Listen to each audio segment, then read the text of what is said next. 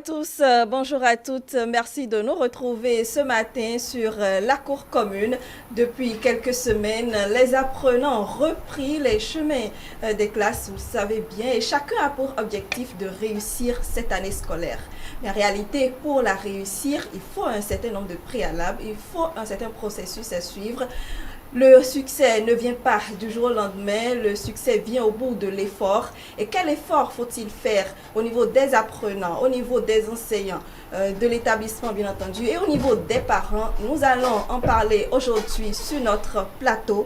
Réussite de l'année scolaire, responsabilité des parents. Voilà donc la thématique qui nous réunit ce matin. Et mon plateau est bien complet. Dianoni Odje, bonjour. Bonjour Brunel Adé aussi, bonjour à tous. J'espère que vous allez bien. Très bien. Raimi Amoussa est également là ce mercredi. Bonjour maître Raimi. Bonjour ma soeur, bonjour notre soeur. Et bonjour surtout à Aziz. Bonjour mon frère bien-aimé. Merci. Aziz, bonjour. Bonjour à vous Brunel, bonjour à tous ces téléspectateurs qui prennent du plaisir à nous suivre tous les matins. Et Boumé Agbada, bonjour. Merci, bonjour à vous aussi. C'est un plaisir d'être avec vous ce matin. Un plaisir également. Merci de répondre à notre invitation. Vous êtes enseignant.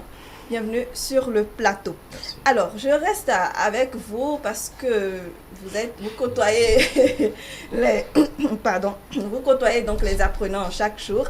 L'école a rouvert ses portes depuis quelques semaines. Comment ça se passe de manière générale d'abord? Ça se passe très bien. Ça fait 5 semaines que nous avons commencé. Nous sommes avec les apprenants depuis 5 semaines et la plupart des établissements ont déjà tous les enseignants qu'il faut. Aujourd'hui, avec le système que l'État a mis en place, on ne vit plus les problèmes qu'on ne vivait par le passé. Où on constate que 5 semaines après la reprise, qu'il y a des établissements qui n'ont pas de profs, qu'il y a des enfants qui soient laissés à eux-mêmes. S'il doit avoir ces cas-là, ça doit être quelques cas. Et je pense que l'État est en train de mettre les bouchées doubles pour que ces apprenants-là aient des enseignants. Et je sais déjà même que dans les privés, ils sont en devoir actuellement pour la plupart. Les privés sont déjà en devoir, les évaluations sommatives vont commencer. Les établissements d'enseignement public vont commencer très bientôt. Donc le train a pris et ça fonctionne correctement. Super, donc ça dit qu'on évolue bien dans le programme si les devoirs sont déjà programmés pour très très prochainement. Diane Oniodjel, je suis sûre que vous observez les élèves un peu partout, même à 6 heures quand vous venez. Certains sont déjà prêts pour retrouver les classes, le chemin des classes. Absolument, absolument. Même dans notre entourage, on constate déjà que quand ils sonnent même 5h30, on commence pas entendre des bruits. C'est des élèves qui se préparent déjà pour s'apprêter pour l'école déjà à 7h, partir à 7h au CGE. Donc, c'est remarqué que toute la rentrée a effectivement commencé et les élèves, les universitaires, tout s'apprêtent tout le temps pour aller à l'école. Voilà. Alors, Aziz, en tout cas, moi, je sais que quand je les vois un peu partout marcher le long des routes pour aller à l'école, moi, je me rappelle. c'est vieux souvenir. Exactement, comment ça se passe et autres. Bon, il faut dire que je crois bien, depuis le 20 septembre dernier, la rentrée a démarré avec ces apprenants-là. Je pense que déjà, après quelques semaines d'évaluation, quelques semaines en tout cas, on va dire, comme les sportifs ont l'habitude de le dire, de mise en jambe, mais on va dire de mise à niveau de leur côté, beaucoup de choses ont véritablement évolué. On va dire ces anciennes habitudes-là, se réveiller tôt par exemple le matin, et qui étaient, disons, aux premières heures, un véritable complexe pour eux. Aujourd'hui, les habitudes ont véritablement changé, on peut le dire ainsi. Beaucoup d'habitudes également positives sont nées parce que la rentrée impose un certain nombre de dispositions. On aura le temps d'y revenir, un certain nombre de préalables également pour pouvoir arriver à bien. Je crois que c'est un plaisir quand on les voit arpenter les trottoirs et les grandes voies pour rejoindre leurs différentes classes. C'est dit qu'ils ont compris l'enjeu et qu'on ne leur demande pas, disons, d'aller à l'école par plaisir et par, disons, obligation, mais ils y vont parce qu'ils savent qu'ils sont demain le socle du développement de cette nation. Raimi Amoussa, vous avez encore des apprenants?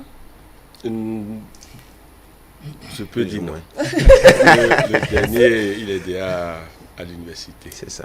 Bon, ok. C'est vrai que le suivi est quand même un peu différent, mais il y a toujours un suivi. Ce n'est plus comme, vous comprenez, maternelle et primaire surtout. Oui.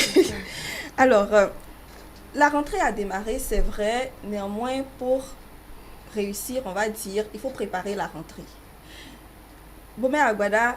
Agbagba, s'il vous plaît. Agbagba. Agbagba. Ok, alors là, il faut que je Ouais, corrige c'est- dans mes notes. Alors, Agbagba, préparation de l'année scolaire, quand on est en vacances, qu'est-ce qu'il faut mettre en place? Merci beaucoup. Je pense que nous commençons très bien ce sujet-là. Pour réussir toute chose, il faut la préparer. Pour réussir toute chose, il faut la préparer. Et la rentrée demande une bonne préparation. Pour réussir dans la vie, si vous ne la préparez pas, cette réussite-là, c'est que vous êtes en train de préparer l'échec. Première chose, c'est qu'il faut se rendre compte de la classe dans laquelle on veut aller. Je suppose que j'étais en seconde, je commence maintenant la première. Je dois savoir ce qui m'attend en première. Quelles sont les fournitures qu'il faut, quel est l'établissement que je dois choisir compte tenu des objectifs que j'ai. Parce que tous les établissements ne présentent pas les mêmes caractéristiques. Et c'est ça qui fait que certains parents préfèrent aller dans les privés que dans les publics. Mais aujourd'hui, avec les constats que nous avons fait dernièrement, quand nous avons fait les conseils de rentrée, il y a une flopée vers les établissements publics aujourd'hui. Parce que le privé a commencé par montrer ses performances. Ses performances. Parce que par le passé, les gens n'aimaient pas aller dans les publics, je voulais dire. Ok. Dans les publics. Les publics, entre-temps, c'était des enseignants qui ne venaient pas, c'était beaucoup de grèves. Aujourd'hui, il n'y a plus de grève et les enseignants sont présents dans les classes. Les parents n'ont plus beaucoup de contraintes aujourd'hui pour déposer les enfants dans les écoles privées, encore que la situation économique et sociale, il faut l'avouer, elle n'est pas trop bonne. Donc les gens préfèrent aujourd'hui aller dans le public que dans le privé parce que les résultats sont bons. Donc il faut faire le choix de son établissement compte tenu de sa série. Il y a des gens qui sont dans certaines zones où il n'y a pas certaines séries. Donc ça fait qu'on peut déplacer son apprenant pour ça. Et le choix des séries, c'est quelque chose de très délicat. Nous banalisons ça au Bénin. Et très souvent, vous finissez en troisième, on vous choisit à votre place la série que vous devrez faire, sans tenir compte du profil que vous avez, sans tenir compte de ce que vos parents veulent pour vous et sans tenir compte de ce que vous-même vous voulez. Et sans tenir compte également de l'évolution de notre monde. Parce qu'il y a des séries aujourd'hui qui n'auront pas autant de valeur demain. Il y a des métiers aujourd'hui qui n'existeront plus demain. Et par conséquent, il faut non pas étudier pour les métiers d'aujourd'hui, mais il faut étudier pour les métiers de demain. Et nous n'avons pas souvent compris ça. Nous n'avons pas souvent compris ça. On pense qu'aujourd'hui, il faut toujours étudier pour les mêmes emplois. On veut être ce que les gens continuent d'être aujourd'hui, alors que demain, nous aurons de nouveaux métiers. Il faut véritablement que dans la préparation de la rentrée, qu'on mette ça dans les points essentiels. Au-delà de ça, quelle est la préparation psychologique qu'il faut pour l'apprenant, le matériel, tout le reste qu'il faut, comment l'organiser, comment les parents doivent chercher les ressources financières pour que les enfants en pleine année ne se disent pas papa m'a renvoyé pour la scolarité. Nous constatons ça très souvent. Vous êtes là 2 semaines après la rentrée puisque les établissements veulent de ressources pour fonctionner. Il faut payer les enseignants, il faut payer le matériel qu'il faut. On commence par renvoyer les enfants. Et les enfants qui sont renvoyés comme ça, ils désapprennent. Ils sont là, ils ne comprennent pas grand-chose et vous les laissez à la maison, c'est difficile pour eux. Donc les parents, dans la préparation de la rentrée, doivent tout faire. Et moi, je le conseille quand je suis dans des groupes restreints, surtout quand je suis avec les associations, je leur dis entrer dans les tontines de scolarité. Tontine de scolarité, vous donnez 1000 francs par jour, 2000 francs par jour. Et dès qu'on dit qu'on veut renvoyer votre enfant là, vous prenez toutes les dispositions, vous libérez les contributions à temps. C'est la meilleure façon de suivre la scolarité de son enfant. Il ne sert à rien de tout faire, de payer les fournitures, de déposer l'enfant à l'école et toutes les fois on le renvoie. Il y a les frais de dossier, par exemple ceux qui sont dans les clés d'examen. On va commencer par les renvoyer pour les cas d'identité nationale. Il faut déjà depuis les vacances prendre toutes les dispositions. Encore que nous avons de nouvelles pièces. On parle du CIP, on parle de la carte biométrique, on parle de la carte d'identité nationale, on parle de l'acte de naissance sécurisée. Tous les apprenants doivent avoir ça à disposition. Et dès que les établissements commencent par demander là, c'est qu'on remet en même temps. On ne doit pas être absent pour ces cours-là à cause de ces petites pièces-là. Donc voilà un peu, il y a beaucoup d'autres choses qu'on peut énoncer, mais quelques éléments importants sur lesquels les parents doivent s'appesantir pour préparer efficacement la rentrée de les apprenants. Très bien. Alors, vous parliez de caractéristiques. Je voudrais bien revenir dessus de l'établissement scolaire. Quelles caractéristiques vous voyez par exemple? Très souvent, quand les parents veulent choisir un établissement, on voit les taux de succès aux derniers examens. On regarde ça, c'est un élément important.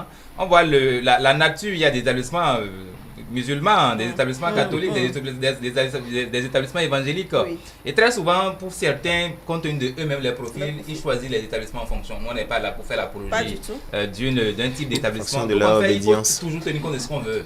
Parce que vous supposez que là, l'encadrement, il est de qualité. Il y en a qui préfèrent, par exemple, les internats aux externats, parce qu'on n'a pas souvent le temps d'aller suivre son enfant, mais il y en a qui trouvent que les internats ne sont pas bons parce que ceux qui sont là pour l'encadrement ne sont pas efficaces. Donc, chaque parent, compte tenu de ce qu'il est, et de l'environnement dans lequel il évolue, il choisit les choses en fonction des caractéristiques que l'environnement dans lequel il présente. Alors, Aziza Chamou, beaucoup de choses sur lesquelles il faut réfléchir avant la rentrée scolaire. Absolument, beaucoup de choses. En plus de ce que la personne au a dit tout à l'heure, il faut retenir que au-delà de tous ces aspects-là, l'apprenant aussi a une grande part de responsabilité parce que tout ne suffit pas pour le parent de tout préparer pour qu'au finish, les résultats ne soient pas probants. Il faut que, disons, l'enfant aussi accompagne cet élan-là de ses géniteurs, notamment quand vous voyez déjà le parent qui s'échine, qui se donne en tout cas le meilleur pour vous, il revient également à ces apprenants-là qui, ma foi, soit qui nous suivent ou qui sont encore en train de se préparer pour le chemin des classes. Il faut pouvoir d'abord faire un bilan, si tant est qu'on était déjà dans une classe où l'examen, peut-être je prends un vol, je prends la classe de troisième où l'examen du BEPC n'a pas marché, par exemple, de par le passé. Je ne prends pas, disons, cette classe-là au hasard parce que parfois, la prise de conscience, on peut dire même déjà à partir de la classe de quatrième déjà, on commence par se rendre à l'évidence que là, c'est d'autres responsabilités qui entrent en ligne de compte. Mais en classe de troisième, quand vous avez été une fois à l'examen du BPC, vous avez échoué, vous devez comprendre que, comme je le dis souvent, la vie, ce n'est pas du gâteau. Il faut pouvoir se préparer au préalable pour pouvoir, disons, atteindre un certain nombre d'objectifs. Et parmi ces objectifs-là, il faut pouvoir comprendre que c'est une fierté pour vous, apprenant, en fin d'année, de dire, bon papa, les sous que tu as injectés au cours de l'année n'ont pas été vains. Et tout passe par quoi? Je le disais tantôt, une prise de conscience d'abord. Savoir que on est conscient, on ne vous demandera pas, par exemple, en classe d'examen, de réviser vos cours. Oui, les moyens, d'accord, mais votre prise de conscience aussi d'abord. Parce que une fois que les moyens sont au rendez-vous et que vous n'avez pas, disons, cette priorité-là et que vos priorités sont ailleurs, le résultat au finish ne sera pas au rendez-vous. Et donc, je pense que cette prise de conscience-là est nécessaire. Elle est nécessaire d'autant plus que c'est disons, dans l'action que vous menez pour accompagner vos parents que vous avez au finish le résultat. L'autre chose aussi, c'est que quand les apprenants sont dans cet élan, vous savez, ça coule comme l'eau de roche. Là, on n'a plus besoin forcément de faire, comme on le dit, le gendarme derrière un apprenant. Il sait ce qu'il a à faire, il a une ligne de conduite, il a, disons, son canevas, si je peux même le dire ainsi. Et donc, voilà, ça devient, au lieu que ça soit une contrainte, ma foi, pour l'apprenant, ça devient un plaisir pour lui de travailler.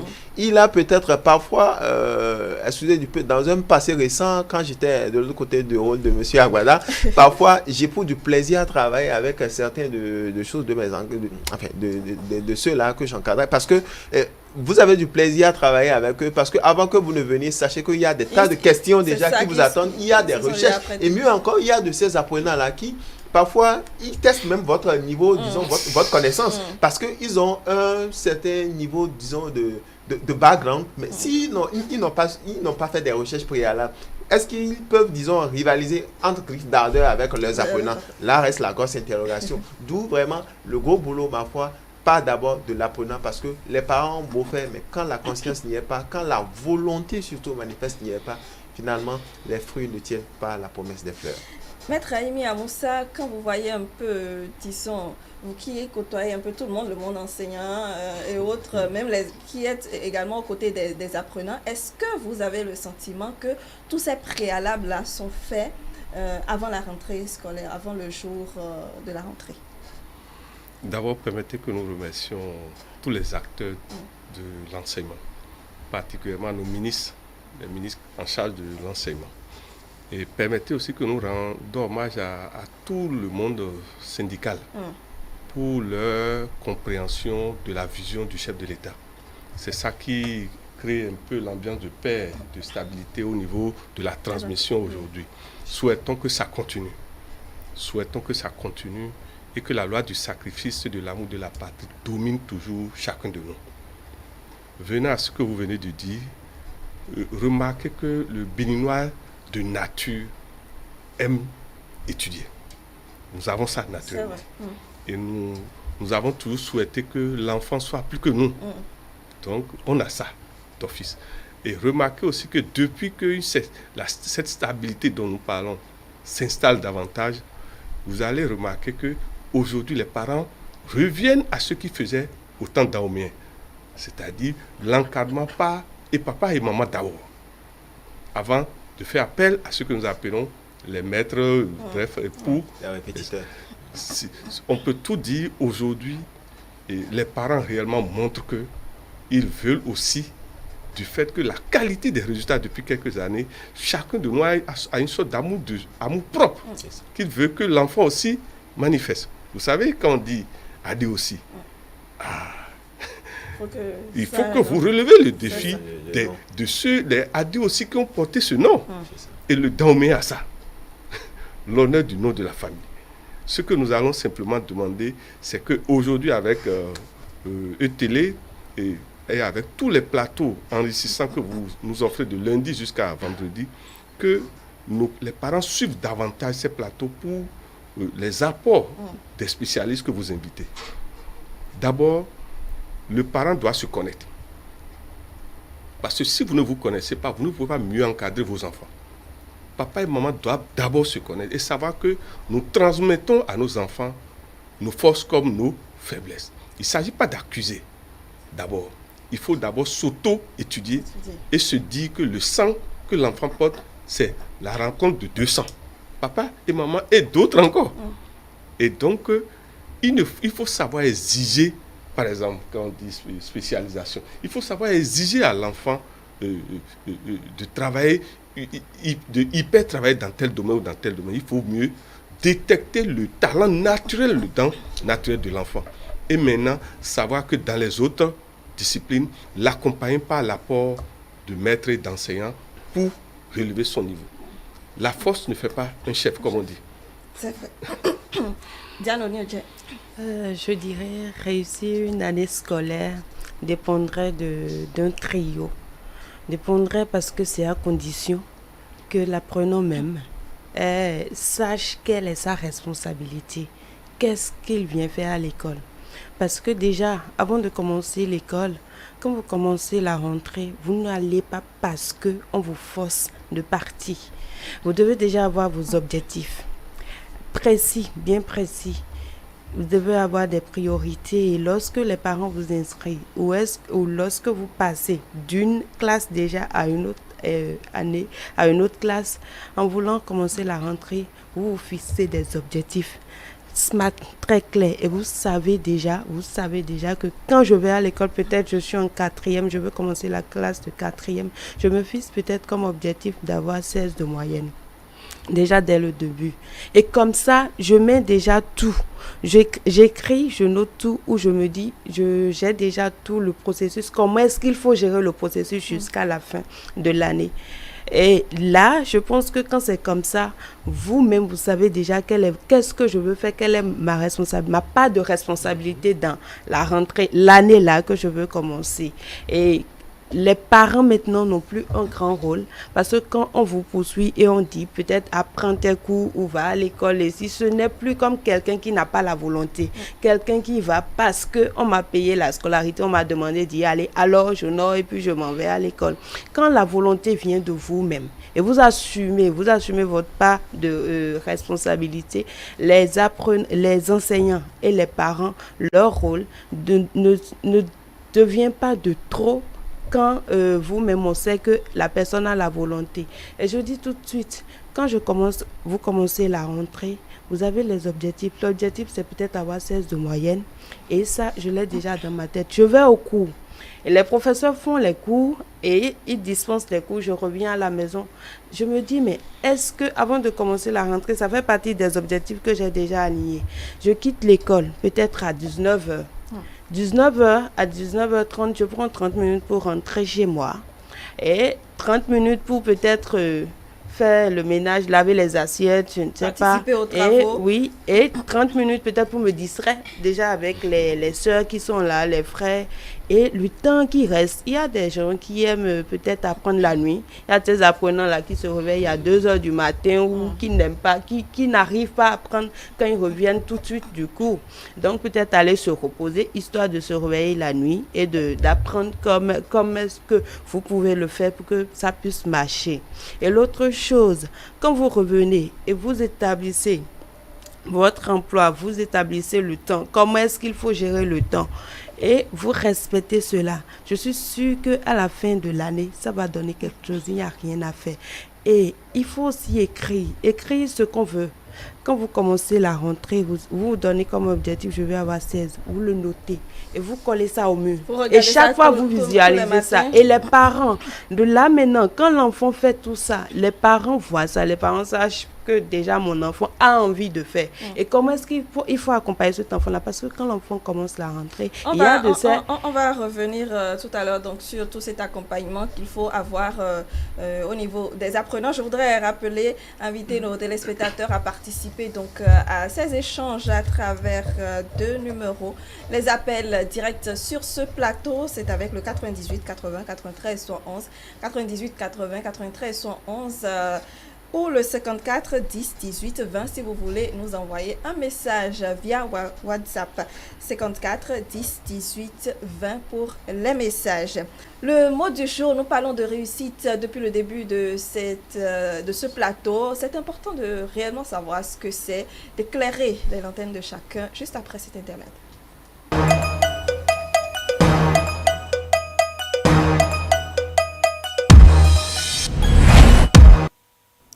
Tianoni Odje, vous avez cherché pour nous son explication. Absolument. Réussite, il faut commencer déjà comment est-ce que ça s'écrit. R, E accent aigu, U, 2 S, I, T, E. Voilà, mot composé de 8 lettres. Et pas de définition au premier sens, déjà le mot suffit succès, résultat favorable, bon succès. Autre sens de la définition, certaines combinaisons que l'on fait avec les cartes à jouer. Jeu de cartes au cours duquel un joueur solitaire s'efforce de placer ou d'employer toutes les cartes selon une combinaison déterminée. Voilà. Et quand on parle du premier sens déjà, le mot qui signifie succès, résultat favorable, on peut prendre l'exemple de la réussite d'une entreprise, réussite à un examen, réussite sociale. Voilà. D'accord. Et comme synonyme du mot, on a chance, victoire, réalisation, triomphe. Antonyme du mot, échec. Oui, l'échec dont on a parlé il y a quelques semaines déjà. Une citation ou bien pas aujourd'hui? Une citation du mot, voilà, entre la mythomanie et la mégalomanie, il y a que l'épaisseur de la réussite. C'est une citation de Philippe Bouvard. Entre la mythomanie et la mégalomanie, il n'y a que l'épaisseur de la réussite. Une autre citation, il n'y a de réussite qu'à partir de la vérité. C'est une citation de Charles de Gaulle. Il y a de réussite qu'à partir de la vérité. C'est une citation de Charles de Gaulle. Voilà. Moussa, vous reconnaissez dans tout ce qu'elle a dit comme explication de ce mot? Oui, sur le plan de la mathématique théosophique, le mot réussite a d'abord comme aura du nom 8 lettres, donc le nombre 8. Mais maintenant, le mot réussite, sa définition mathématique donne 35 égale en quoi? 8. Or, 8, c'est ce que nous appelons le nombre des épreuves. C'est-à-dire, vous ne pouvez pas arriver à la victoire, à la réussite sans épreuves, donc sans effort soutenu. C'est pour vous dire déjà que même quand on prend l'alphabet français, ce mot contient une charge de travail à faire. C'est genre, le mot là est même le résumé du mot initiation. C'est-à-dire, vous ne pouvez pas passer d'un palier à un autre quand vous allez à des hauteurs au niveau de l'étage sans chaque fois présenter votre carte. Et la carte à présenter de l'étage A à l'étage B n'est pas la carte à présenter de l'étage B à l'étage C. CI n'est pas terminal. Pas du tout. Hein? Les élèves en terminale ne sont pas du tout d'accord. Alors, Bomer Agbaba, vous avez un peu plus tôt parlé donc, du choix des séries, par exemple. Hein, pour ceux qui démarrent l'année et qui doivent choisir leur série, on passe toutes les vacances en réfléchissant et tout. Dans vos explications, vous avez notifié quelque chose, c'est qu'il y a des séries, des métiers de demain qui n'existeront plus et autres. Mais en réalité, justement, comment choisir? C'est une belle question. Oui. Une belle question et j'avoue que nous ne faisons souvent pas attention à ça dans notre pays, le Bénin. Beaucoup de gens ont des diplômes aujourd'hui qui les mènent dans un système de chômage continu. C'est comme s'ils n'auront pas d'emploi. Il y a beaucoup de gens qui sont au chômage aujourd'hui et qui le sont parce qu'ils ont un diplôme qui est en déphasage avec le système économique et social. Et par conséquent, pour que nous n'ayons plus ces problèmes-là, demain, Ceux qui sont là, ils doivent faire en sorte que les études qu'ils embrassent puissent leur permettre de travailler demain. Et je le disais tout à l'heure, ce que nous ne faisons pas au Bénin et que nous devrons commencer par faire, mais ceux qui sont intelligents et qui veulent que les enfants réussissent dans les études, ils font ce qu'on appelle l'immersion. Je suppose que quand vous êtes dans les vacances, par exemple, vous faites traverser votre enfant dans différents ateliers. Et ça permet même de découvrir ce que l'apprenant est capable de faire. Je l'amène à l'hôpital, il va rester là pour une semaine, il voit le sang. Lui qui a tout le temps dit je vais être médecin là, il va voir le sang, va voir son comportement. Qu'est-ce qu'il va développer? On l'amène à la menuiserie, il reste là. Vous allez voir que quand il va parcourir plusieurs ateliers, il finira par opérer un choix. Vous allez voir, dans votre connaissance du monde économique et social, est-ce que le métier qu'il a vu aujourd'hui, est-ce que ce métier va rester comme ça jusqu'à demain? Maintenant, pour qu'il ne reste pas aujourd'hui jusqu'à demain, là, qu'est-ce qui va être demain? Et pour que ça soit comme ça demain, quelles sont les études qui sont prévues aujourd'hui? Et c'est pourquoi l'État, chaque année, fait la relecture des curricula de formation.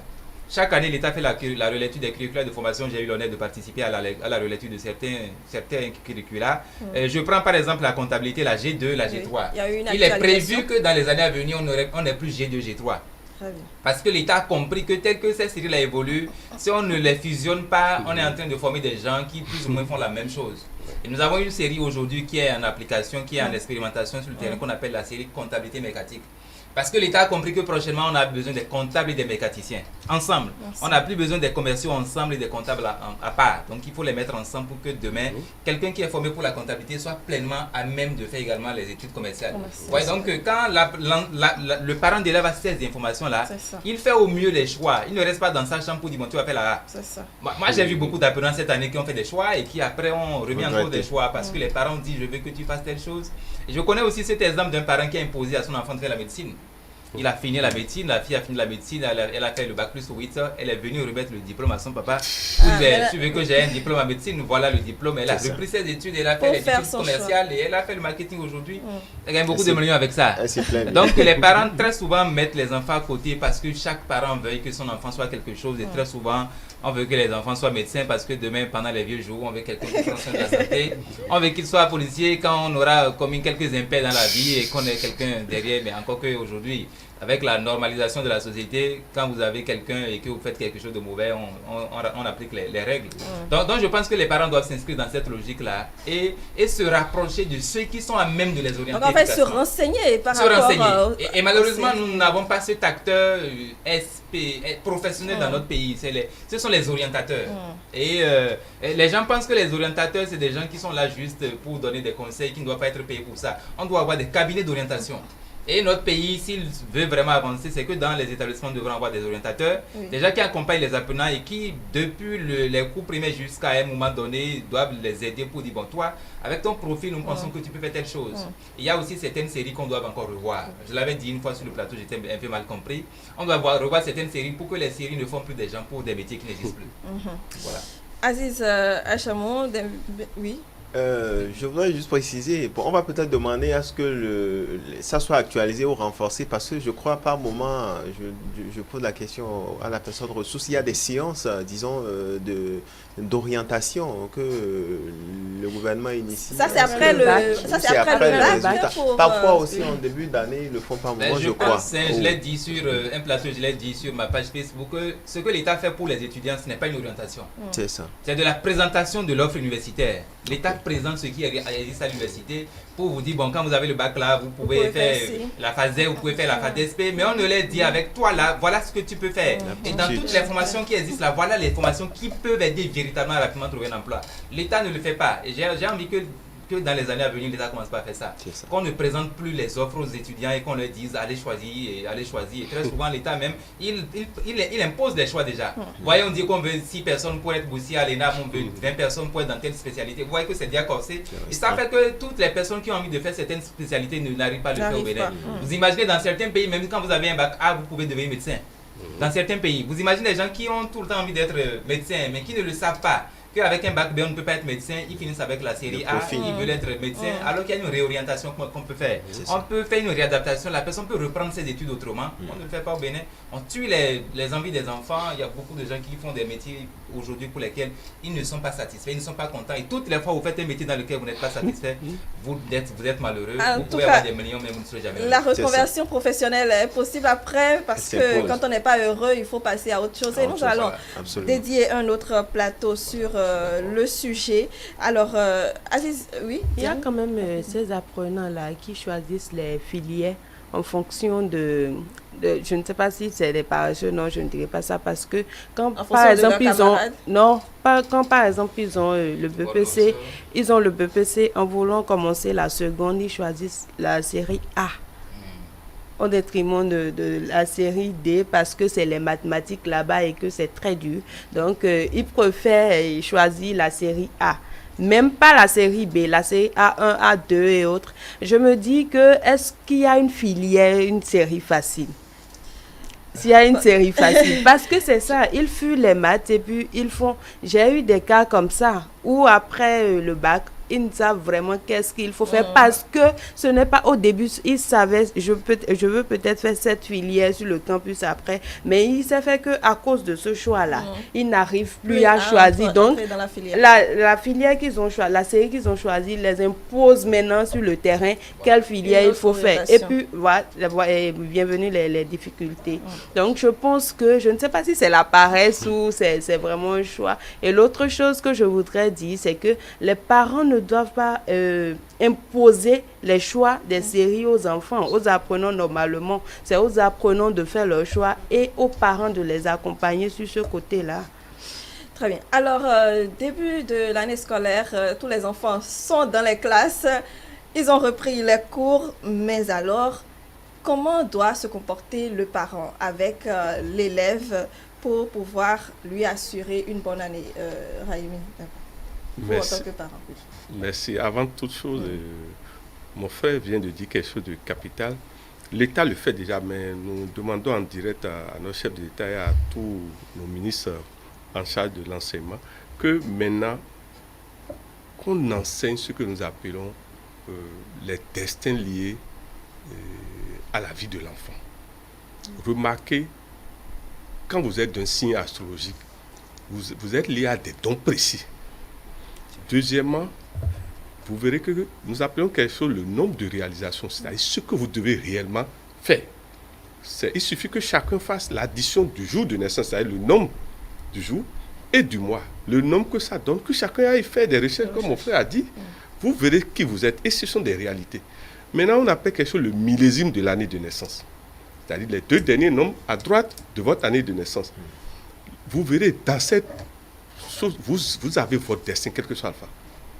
Tout ce jour-là. C'est ça. Maintenant, vous verrez que le nom de famille vous transmet quelque chose. Le nom de famille. Le nom qui gouverne votre nom de famille vous transmet quelque chose. Il se peut maintenant que l'enfant ait pris plutôt sa réalisation matérielle là. C'est pour vous dire que, en plus de ce que mon frère vient de dire, il va falloir aussi transmettre ces enseignements pour que les parents s'oublient un peu et fassent ces études-là avant d'orienter les enfants. Quand on parle d'orientation au niveau des séries, le premier travail à faire, c'est déjà dès la maternelle. Parmi ces nombres-là, les métiers liés à ces nombres-là, les dons liés à ces nombres-là, lequel on observe sur l'enfant. Lequel on observe sur l'enfant. Vous verrez que chacun de nous, Dieu nous a donné au minimum 3 dons de réalisation, s'il vous plaît, quel que soit l'enfant. Vous, Madame Brunel, ce n'est pas seulement la communication. Vous avez autre chose encore. Et c'est 3. Et vous pouvez maintenant en ajouter, en chercher d'autres. Mais vous verrez que vous avez 3, quel que soit l'alpha. Normalement, aucun de nous devait être pauvre. C'est parce que très tôt, peut-être on nous a désorientés. Et c'est le rôle d'abord des parents de savoir qui sont leurs enfants. Et deuxièmement, le rôle des enseignants maintenant aussi. Mais avant que les enseignants n'identifient ça, il va falloir aussi les former sur ce que nous appelons la mathématique théosophique. C'est-à-dire la mathématique théosophique, c'est-à-dire quels sont les nombres qui gouvernent vos enfants et qui indiquent leur avenir en matière de métier et de profession de réalisation. Je pense les parents d'abord, parce que est-ce que les parents aujourd'hui ont une connaissance vaste de tout ce que vous dites? Parce que quand même, ça a évolué. Est-ce qu'on a gardé ce contact-là avec l'ancienne génération? Tout ce qui se faisait avant, on est plutôt porté vers tout ce qui est nouveau, tout ce qui offre un monde nouveau. Donc, la rupture, est-ce que c'est pas déjà fait? Il faut retourner un peu en arrière. Hein? Non, la rupture n'est pas faite. La rupture est faite par rapport à certains milieux que nous ne voulons pas parler aujourd'hui au niveau religieux. C'est ça. Mais celui qui a un esprit ouvert, malgré qu'il soit religieux, sait que le Dahomey très tôt va ce que nous appelons le Fagbassa, c'est-à-dire trouver l'arcane de la destinée de l'enfant. Bien sûr. Mais on n'a même pas besoin forcément d'aller là-bas. Prenez la date de naissance de votre enfant et allez voir les spécialistes. Aujourd'hui, et permettez aussi que nous vous remercions, toutes les autorités de ETV. Vous offrez déjà des émissions pour qu'on parle de ces choses-là. Aujourd'hui, il s'agit de transmettre la connaissance et non de chercher à tout le temps vendre la connaissance. Parce que le vrai problème qu'on a aujourd'hui, c'est ça. On veut tout le temps vendre la connaissance. Or, tout le monde n'a pas les moyens pour aller faire des écoles initiatiques, des écoles de connaissances. Il va falloir que l'État aussi parraine des émissions ou des lieux de transmission maintenant pour que le savoir, certaines personnes meurent avec la connaissance. Ils ont la connaissance. Mais ils ne partagent pas. Pas seulement ils ne partagent pas, au dernier jour, aucun des enfants n'aime ce qu'ils font. Ce sont des constats de nos aînés. Et vous vous rendez compte que l'aîné qui a tel nom de famille, maintenant, le moment venu pour partir chez Dieu, aucun des enfants ne veut faire. Et c'est un autre d'une autre famille, il est obligé de faire, qui prend la relève. C'est bon, mais quelque part, ça nuit à la famille. Très bien. Alors, Aziz Achamou, la relation entre parents, enfants, dès la rentrée scolaire? Elle est très importante, cette relation-là. Le tout part d'abord, à mon sens, de la complicité. Si vous êtes un parent, disons, évasif, qui n'est pas attentionné, ne demandez pas en fin d'année que l'enfant fasse le miracle. Si sa priorité n'est pas, disons, ou votre priorité, j'allais dire, n'est pas votre enfant, là, il y a matière de se poser des questions. Je voudrais dire quoi par là? Il faut pouvoir créer cette ambiance-là entre l'enfant et vous. Dès lors que vous arrivez, disons, à franchir cette étape, ma foi, je pense même en cas de difficulté, l'enfant, en tout cas, ne serait pas réticent à venir vous exposer son problème. Il y a cette attention-là que le parent doit pouvoir avoir aussi sur son apprenant, enfin, sur son enfant, j'allais dire, parce que il y en a qui viennent après peut-être une matinée de cours un peu soucieuse où le maître leur a fait des remontrances et que le parent voit l'enfant venir ou l'élève venir, rentrer, qui est peut-être un peu recroquevillé quelque part et ne pas pouvoir l'interpeller, je pense que c'est une erreur. Il faut pouvoir chercher à comprendre comment a été peut-être sa journée, comment est-ce que ça s'est passé, même si ce n'est pas au quotidien. Bon, d'accord, pour ces personnes, disons, ils sont tout le temps occupés pour les fonctionnaires et autres, mais il faut toujours trouver la bonne formule, même si ce n'est pas au quotidien, de façon, disons, récurrente, en semaine, se fixer. Ça part aussi de ça, à mon sens. Il faut que le parent, autant l'enfant se fixe, disons, des objectifs, il faut que le parent aussi puisse avoir ce chronogramme-là, trouver des créneaux où il discute véritablement avec ses apprenants. Enfin, j'allais dire ses enfants. Parce que ne pas le faire, je pense, à mon sens, que l'éducation échappe en ce moment aux parents et c'est la rue qui commence à prendre le dessus parce que l'enfant qui ne se sent pas, disons, aimé, entre griffes par ses parents, l'enfant qui ne voit pas, disons, papa ou maman être, disons, la seconde oreille qui, en cas de difficulté, lui donne le renfort, qui devient un coach, qui devient un manager, quand l'enfant ne retrouve pas cela en vous, là, il y a mal donné à mon sens. Il y a mal donné parce que quand l'enfant est en difficulté, il sera peut-être astreint à peut-être porter la doléance auprès d'une personne ou d'une camarade ou d'un ami qui peut mal orienter. D'où je rejoins le maître Raimi Amoussa qui dit que le véritable rôle, pas d'abord des parents, que ça soit le père de famille, bon, généralement, les papas ne sont pas souvent à la maison, d'accord, dans la plupart du temps, mais le rôle moteur revient à la mère au foyer, en partie, je vais dire, de savoir quelle est la bonne formule qu'il faut pouvoir trouver pour accorder les violons. Qu'est-ce que je mets dans ces violons-là qu'il faut accorder? Je voudrais dire, il ne faudrait pas que papa dise A et que maman dise B par la suite. Il faut qu'il y ait cette complicité-là et qu'il y ait, disons, une communication unidirectionnelle. Il ne faudrait pas que dans l'optique où peut-être l'enfant est comme d'une sanction auprès de maman parce qu'il n'a peut-être pas appris ses leçons et papa vient jouer au bon samaritain. Soyez sûr qu'en fin d'année, l'échec sera là et c'est vous qui avez contribué à cet échec-là parce que vous êtes comptable de la situation.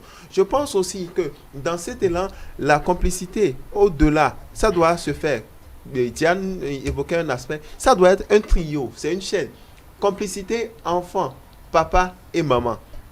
Dès lors que cette complicité est établie, un autre aspect qu'il ne faut pas négliger pour ces parents-là qui sont des répétiteurs, il faut pouvoir établir le contact aussi entre l'enfant, les parents et le répétiteur. Parce que une chose est de... Parce que je pense que si tout cela, c'est pas en phase, si le parent ne communique pas, par exemple, avec le répétiteur et qui par la suite ne communique pas aussi, ne prend pas des nouvelles de l'évolution du suivi de son enfant à l'école, il y a aussi problème en ce sens-là. Donc, c'est toute une chaîne et c'est dans l'organisation, c'est dans la progression de cela que la réussite vient à vous. Bomé Agaba, vous êtes... Merci. Je pense que ce qu'il faut d'abord faire, c'est de faire un contrat avec son enfant. Il faut un contrat scolaire avec l'enfant, Diane le disait, dans son développement. Il faut établir un objectif et un objectif SMART, spécifique, mesurable, atteignable, réalisable et temporel. Dès que vous le faites et que vous savez que j'attends telle chose de mon enfant, vous lui dites les retours. Quand tu fais ça, qu'est-ce que tu fais moi? C'est ça. Si vous le faites tout le temps là, je jure vous aurez les bons résultats. On promet un vélo, absolument, on promet... est-ce que vous ne pouvez pas... Et ça devient moi je connais un parent motivateur. qui a dit à ses enfants, toutes les fois où vous m'amenez une copie, vous avez au moins 16 sur 20, vous avez 1000 francs. Ça devient une course. C'est une motivation. Ouais, ça devient, les enfants amenaient des 17, des 18 heures. Ils ont fait le point et ça faisait 20 000, 15 000 des fois. Je vois et je suis très content. Vous voyez, il y a ça qui manque. Moi, je pense par exemple qu'on n'est pas obligé de parler de l'argent à tous les enfants. Vous allez voir les capacités que vous avez. Si tu arrives à avoir telle note dans telle matière, le week-end prochain, là, nous allons manger à bobo. Parce que c'est peut-être son repas préféré. Si tu fais ça, je te jure, je vais te prendre un brisco. Peut-être qu'il te parle de brisco depuis et il se dit, mais maman, vous êtes sûr là? Oui, je te le dis, si tu le fais, je te prends un bisco, quel est le problème? Mais fais ça d'abord pour voir. Et il vous voit vous mettre vraiment dans le schéma de lui prendre le bisco. Lui-même se met dans le schéma de prendre les 17, les 18 que vous attendez de lui. Il faut véritablement faire un contrat avec les apprenants. Et comme le disait mon ami tout à l'heure en face, il faut être là pour les enfants. Il y a beaucoup d'apprenants aujourd'hui qui sont devenus leurs propres parents. Et nous, à l'école, nous avons beaucoup de rôles que nous jouons. Nous sommes à la fois enseignants et parents. Nous écoutons beaucoup de problèmes. Nous entendons beaucoup de... Absolument, nous sommes psychologues, nous sommes parents. Et il y a beaucoup de parents également qui pensent que quand on dépose l'enfant à l'école, c'est terminé. C'est fini. On les abandonne à eux-mêmes, on ne suit plus rien, on attend les résultats. On attend les résultats et quand c'est pas bon, on commence pas à crier dessus les enfants. Je pense que les parents doivent changer de responsabilité, changer de façon de faire. Et l'autre chose qui fait qu'aujourd'hui nous constatons que les enfants font beaucoup d'efforts et que ça ne réussit pas, c'est que dans la structuration de la famille aujourd'hui, nous avons des problèmes. Nous avons de plus en plus de familles monoparentales. Nous avons de plus en plus de familles recomposées. Et quand vous avez de ce type de famille-là, c'est compliqué. Vous imaginez des enfants qui sont avec leur seule maman, qui sont avec un seul parent, ou qui sont dans une famille où ce n'est pas leurs propres parents. C'est compliqué. Ils ne sont pas bien suivis. Les objectifs ne sont pas les mêmes. On ne veut vraiment pas que vous réussissiez, comme on le dit là, et on vous met des fois des bâtons dans les roues. Et les enfants ont tous les problèmes à la maison. Vous imaginez, ils donnent le meilleur d'eux-mêmes à l'école, ils vont à la maison pour apprendre, mais ils n'ont pas l'espace qu'il faut pour apprendre. Il faut de l'espace à la maison. J'ai eu un enfant il y a 2 ans qui m'a dit qu'à la maison, il n'a pas l'espace qu'il faut pour apprendre. Des fois, c'est les conditions de vie. Il m'a dit que tels qu'ils sont là, ils sont dans un 4 mètres carrés, tout le monde, avec 4 enfants, papa, maman. Et quand il veut apprendre là, ça fait tellement de bruit de lui. Et qu'il est obligé d'aller chercher des lampadaires des fois pour apprendre là. J'ai dit, mais oui, il faut faire ça. Si les parents n'ont pas les moyens aujourd'hui, on ne peut pas demander à ton papa d'aller chercher une chambre, un salon. Je ne vais pas lui donner de l'argent pour ça. Donc, je pense qu'il y a de ces problèmes-là qui font que beaucoup d'apprenants ont des capacités et qui sommeillent en eux, comme le coach, l'expert le disait tout à l'heure. Tout le monde est bon, hein. Il faut qu'on trouve son domaine de compétences, de confort. Il y a des enfants qui sont très bons et qui, à cause des comportements qui sont à la maison, des réalités qui vivent à la maison, n'arrivent pas à s'extérioriser, n'arrivent pas à montrer les capacités.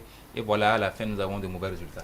Alors, il y a quand même ces enfants-là qui n'arrivent pas forcément, très timides, et qui sont brimés souvent.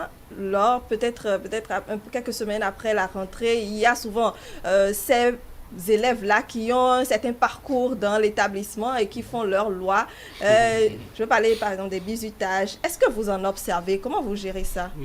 Des élèves qui font de bons résultats, j'ai pas compris. Non, des élèves qui sont brimés, qui sont victimes de bizutage ou bien encore... Parce qu'on se rappelle quand vous taquinez un peu trop quelqu'un qui, ma foi, n'a pas votre âge, vous a peut-être le double de votre âge et vous dit à la sortie on va gérer ça et l'élève est complètement traumatisé, il n'a pas envie de venir ou par exemple quand il sonne l'heure de partir c'est compliqué pour lui de gérer. Est-ce que vous observez encore ces genres de phénomènes? Comment vous... Absolument, ça reste encore de ces enfants là qui ont des difficultés pour gérer leur situation de vie, pour répondre à tout ce qu'on leur fait. Nous avons de ces situations-là encore aujourd'hui.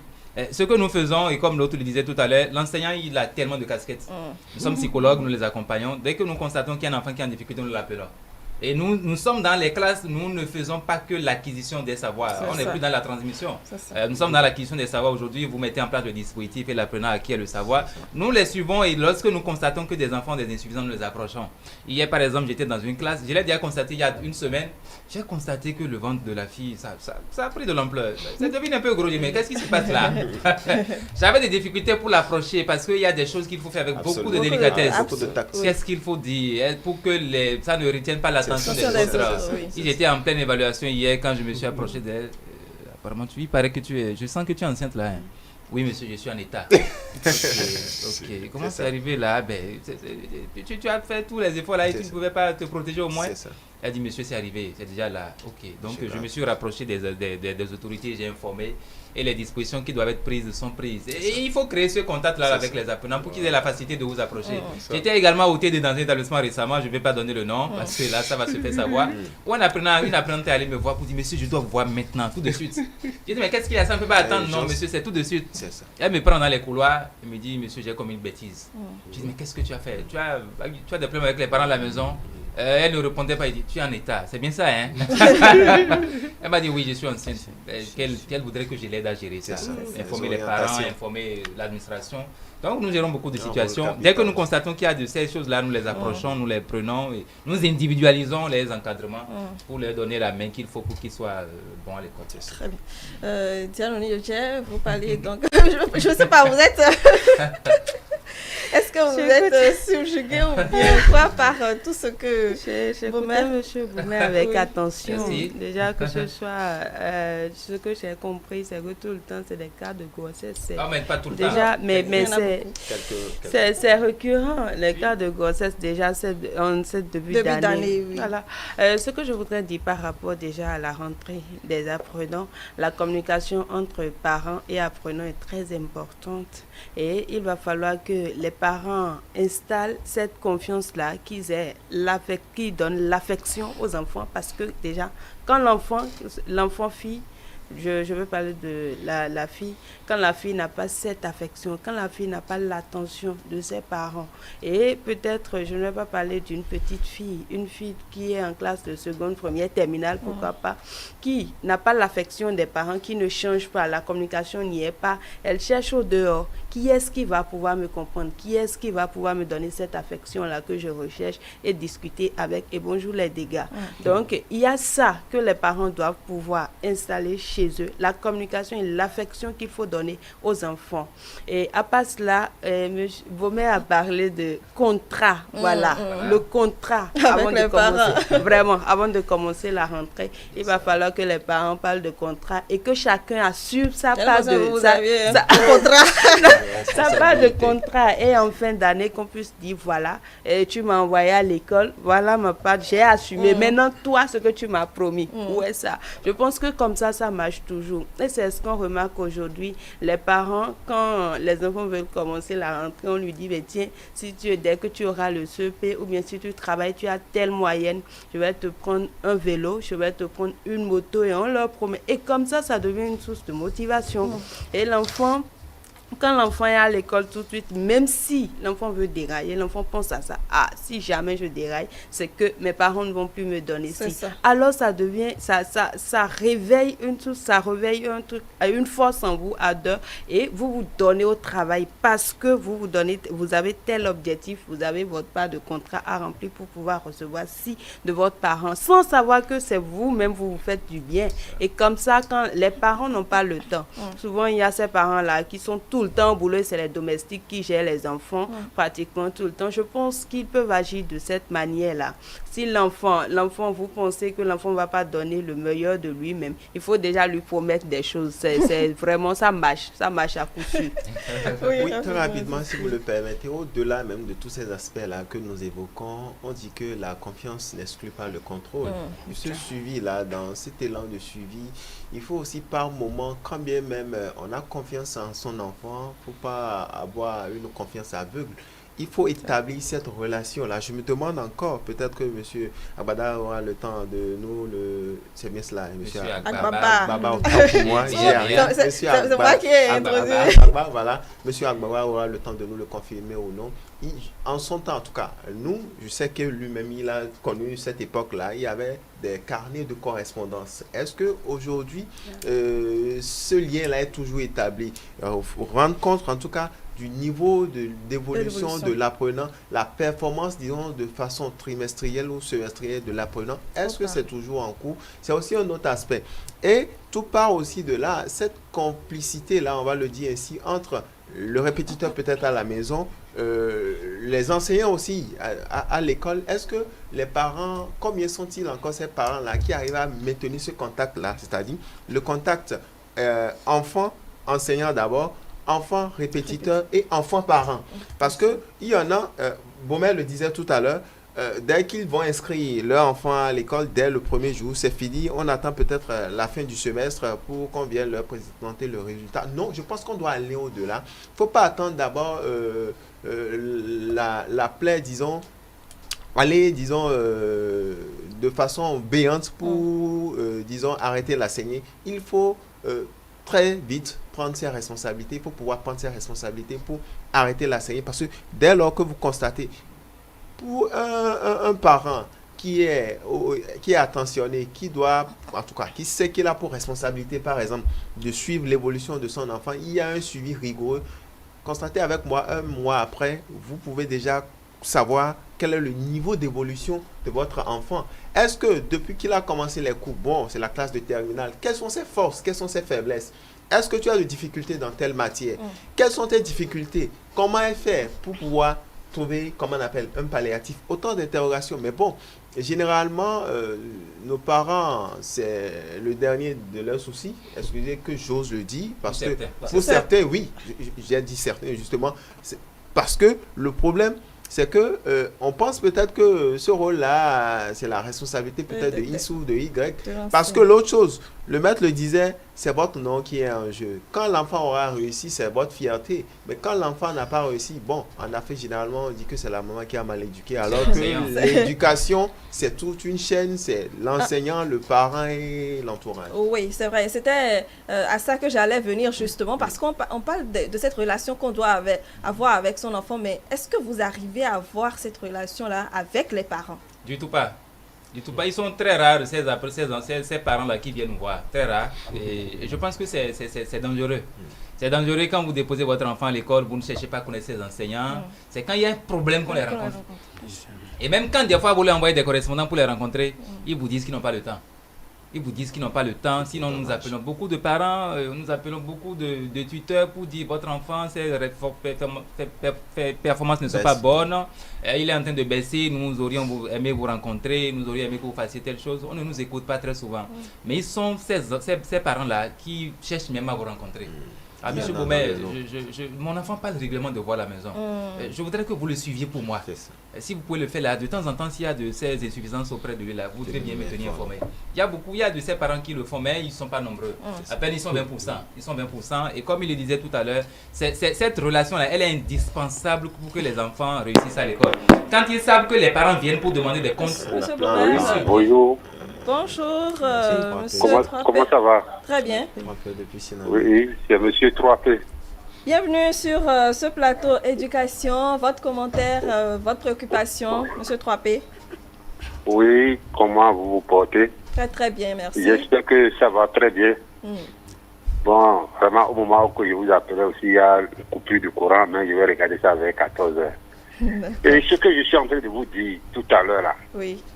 vous voyez, et vous parlez en termes d'intellectuels. Regardez le nombre de parents qui n'ont jamais mis pied à l'école. Et quand on les accuse, on dit qu'il n'y a pas de surveillance des parents, il n'y a pas ceci. D'abord, on a près de à peine 30% qui connaissent ce que vous êtes en train de dire. Mais après ça, là, la délinquance est rentrée encore, les peu des gens qui vont un peu à l'école, là encore, désorientent encore ceux qui vont à l'école. Vous voyez encore, même le gouvernement aussi, là, vous voyez encore dans la vie d'aujourd'hui, là, pléthore d'élèves qui ont eu le bac ou bien qui ont eu ceci, qui sont à la maison. Et vraiment, le pauvre parent qui va au champ, qui donne de l'argent, qui fait des trucs là, il est en train de trouver des gens qui sont partis à l'école et qui sont en train de se promener et qui ne font rien, qui n'ont pas de job et qui reviennent encore aux mêmes parents là. Mais regardez un peu la souffrance de nos parents là. Vous voyez, bon, la délinquance là, c'est devenu total, comme vous êtes en train de le dire. Si le gouvernement pouvait chercher autre moyen, avant là où que nous on fréquentait, moi je disais que. Mais il y a des maîtres qui passaient à la maison. Aujourd'hui là, quel jeune qui a son temps pour aller voir un élève à la maison? Bon, comment on va organiser là toutes ces choses là qu'il faut voir comment il faut organiser. Sinon les vieux maîtres là, ils font leur calendrier et les soirs ou bien quelques temps là ou bien les samedis bien dimanche là, ils font un tour. Si c'est 5 parents, ils vont visiter, ils vont faire rien de plus ça là aujourd'hui. Et vous dites qu'un parent qui n'a jamais mis pied à l'école va suivre. Qu'est-ce qu'il ira faire à l'école? Qu'est-ce qu'il ira faire au CG? C'est nous qui avions fréquenté un peu, qui suit les enfants, qui vont là-bas, qui demandent les trucs là. Quel parent qui va dire à son élève, celui qui a dit on dit que si tu as amené 16, je vais te donner 1000 francs là. Quel parent, un pauvre paysan, qui n'a même pas d'abord commencé pour réfléchir là, il va dire à l'enfant, si tu m'amènes 20 là, je te donne ceci, ceci. Lui, qu'est-ce qu'il connaît? Même si l'enfant là, la copie qu'il amène là, il prend un bic rouge, il fait ce qu'il veut dedans là, il dit que d'aller demander. Est-ce que vraiment c'est un problème que vous allez voir avec les parents? N'accusez pas tellement les parents là. À peine 15% qui connaissent ce que vous êtes en train de dire. Ben, il faut organiser autrement. Je vais vous donner un exemple. Au moment où moi j'étais à Baïzo là, Oui. mais il y a quelqu'un, il y a un vieux que je connaissais, a fait, bon, ce n'est pas à faire, il a une tisane là qu'il fait simplement parce que l'enfant là va, et ses enfants vont à l'église, une église là, et les enfants disent non, qu'il ne peut pas faire là. Or, tandis que quand vous prenez un petit verre, moi je connais quelqu'un que j'ai amené là-bas là, et un petit verre de la tisane là, il dit que même si si c'est un enfant qui est là, vous devez avoir l'enfant. Et effectivement, moi j'ai amené quelqu'un là-bas là. Ils ont fait, le couple là a fait. Mais ils ont eu ça. Ils ont eu ça. Mais les enfants ont refusé. Le vieux est parti avec ça. Il y a des choses que vraiment, il faut voir comment nous allons organiser. Merci. Comment il faut faire. Selon moi là, c'est ça. Hein. N'accusez pas tellement, les gens. Parce qu'ils ne connaissent pas. Ils ne connaissent pas. Merci. Tout ce que vous avez en train de dire, ils ne connaissent pas. C'est ceux qui connaissent papier qui vous suivent. C'est ceux qui connaissent papier qui sont en train de faire cela. Si c'est enfant, si c'est comment il faut traduire pour que les gens puissent revenir maintenant là. Ça là, parce que le monde aussi a évolué, il faut changer de tactique aussi. Comment on va faire là? C'est ça qu'il faut faire. Merci beaucoup, Monsieur Raïmi. Je vous salue. Je salue toute la famille ici. Je salue tout le monde. Je vous embrasse tous. Merci, Monsieur 3P. Alors, Robert Agbaba. Je pense que ce qu'il a dit, c'est vrai. Absolument. Mais il faut comprendre que si nous avons un mal qui nous arrière pour notre développement, c'est l'alphabétisation. L'alphabétisation, quand vous n'arrivez pas à vous exprimer dans la langue officielle, c'est compliqué. Et c'est pour ça que l'État travaille aujourd'hui pour que le taux d'alphabétisation soit revu. Il est dit par les Nations Unies que lorsque dans un pays, le taux d'alphabétisation n'atteint pas au moins 70%, c'est un pays pauvre et nous le sommes. Nous sommes encore un peu loin de là. Nous sommes encore un peu loin de là, donc que notre téléspectateur veuille que nous continuons à parler français et Télé verra dans quelles conditions nous pourrons aller en fond. Oui, un de ces jours pour aider ceux qui ne comprennent pas français. Pourtant, malgré les parents analphabètes, le Bénin était le quartier la scène de l'Afrique. Absolument. Et pour dire également que les parents qui ne sont pas alphabètes, ils encadrent mieux les enfants. C'est ça. Ils encadrent mieux les enfants que ceux qui sont allés à l'école. Parce que ceux qui sont allés à l'école ne sont pas à la maison. Ils vont chercher l'argent dans tous les coins de Cotonou, dans toutes les rues du Bénin. Et ils viennent tard dans la nuit et les enfants ne les voient même pas. Alors que celui qui est un commerçant qui va au marché, il rentre, il voit son enfant. Qu'est-ce que tu as fait? C'est vrai qu'on peut dire, mais il ne peut pas savoir la noter sur la copie. Mais ils sont très intelligents, nos parents. Mais en réalité, il y a quand même quelqu'un qui m'a raconté cette histoire. Il ne savait pas, sa maman ne savait pas forcément lire, mais en réalité, il demandait à son enfant de lui lire toutes les leçons. Et quand il bégayait, c'était des punitions. Et c'est bien plus tard qu'il s'est rendu compte que sa maman n'était pas allée à l'école. Et donc, elle faisait semblant tout simplement pour lui permettre d'apprendre et autres. Donc, je suis entièrement... Oui, si vous permettez, c'est vrai que nous disons bonjour au passage à 3P depuis Sinandé. Je pense en tout cas ici, ETélé fait l'effort, ma foi, de relayer l'information. Ce n'est pas qu'uniquement qu'en français seulement que nous passons de cette thématique-là.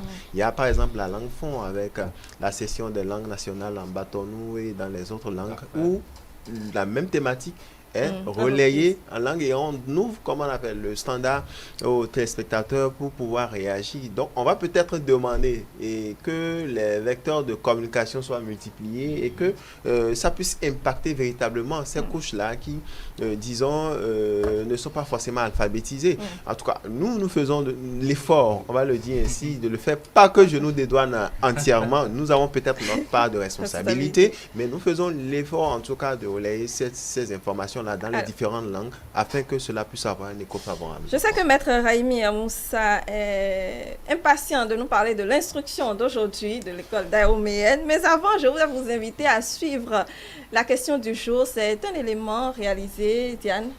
Diane Christelle. Elle signale même sa signature. On revient.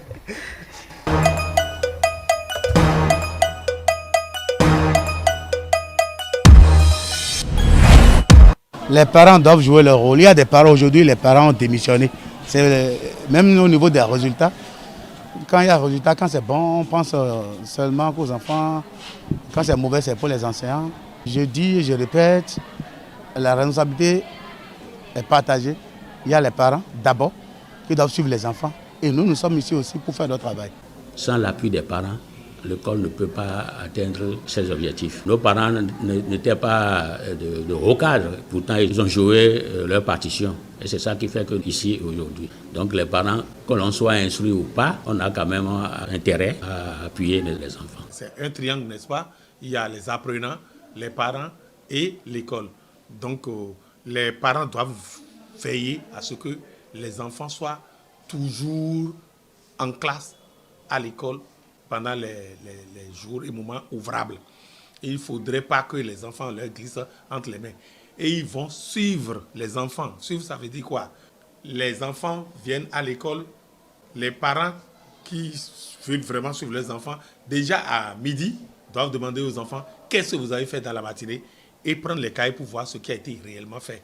Pendant le week-end, les exercices qui ont été donnés, tout ça là, ils doivent voir si les enfants ont réellement fait leurs exercices. Et le rôle de l'enseignant est de voir maintenant pour voir si ce qui manque, s'il faut un réenseignement, oui ou non, il faut faire le réglage nécessaire pour que tous les enfants puissent faire un apprentissage réussi. Les parents doivent nous accompagner parce que nous avons constaté malheureusement que la plupart des parents ont démissionné.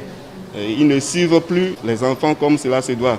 Il suffit seulement de payer la scolarité et puis bon, on laisse les enfants à la merci du monde. Non, ils doivent nous accompagner, ils doivent venir de temps en temps à l'école pour savoir comment les enfants se comportent. Ils doivent vérifier les copies des apprenants, ils doivent contrôler leurs cahiers de cours. Que les parents suivent les enfants à la maison. Parce qu'on constate du jour au lendemain, de temps en temps, que les parents ont démissionné de leurs fonctions. Alors qu'on ne peut pas éduquer les enfants sans l'accompagnement de ses parents. Il y a beaucoup d'élèves orphelins de pères et de mères vivants. c'est-à-dire qu'ils sont bien vivants là. Mais avoir l'élève sans suivi, sans aucun suivi, on a l'impression qu'il n'existe plus. Et c'est ce qui fait que les résultats, parfois, ne sont pas très réluisants. Beaucoup de parents ne jouent pas leur rôle. Ils ne suivent pas les enfants. Ils ne savent pas si l'enfant va vraiment à l'école. Est-ce qu'il recopie les leçons? Est-ce qu'il les apprend? Bon, lui, il a payé la contribution, il a acheté peut-être quelques cahiers, quelques livres. Il pense avoir déjà joué entièrement son rôle. Non, ce n'est pas ça. Les parents aussi accompagnant ces enfants-là, nous, dans notre mission donc d'encadrement et de formation, si chacun peut faire son devoir ou ses devoirs, à la fin de l'année, les résultats ne pourront qu'être bons. Ils ne pourront que nous honorer tous. Le suivi d'abord, on le remet à Dieu. Chacun le fait à sa manière. Si l'enfant ne va pas réussir, déjà dès le premier, le deuxième trimestre, tu sauras si ça va, si à la fin ça va donner ou ça ne va pas donner. Si c'est la faute aux enseignants, si c'est la faute à l'enfant, bien c'est ta propre faute. C'est suite à ces analyses-là que tu sauras si c'est l'établissement qu'il faut changer ou bien si c'est sur l'enfant tu dois travailler ou bien si c'est toi-même qui dois d'abord revoir tes manières de suivre l'enfant. Le parent a l'obligation de faire le suivi. Très souvent, on remarque que les parents n'ont pas le temps d'assister aux réunions des associations des parents d'élèves. On se dit que dès qu'on a inscrit son enfant, c'est que c'est fini, on a accompli sa mission, ce qui est très faux. C'est faux parce que le suivi, ça commence avant la rentrée, ça continue pendant la rentrée et ça continue même, ça va même au-delà de la rentrée pendant que les enfants sont en vacances.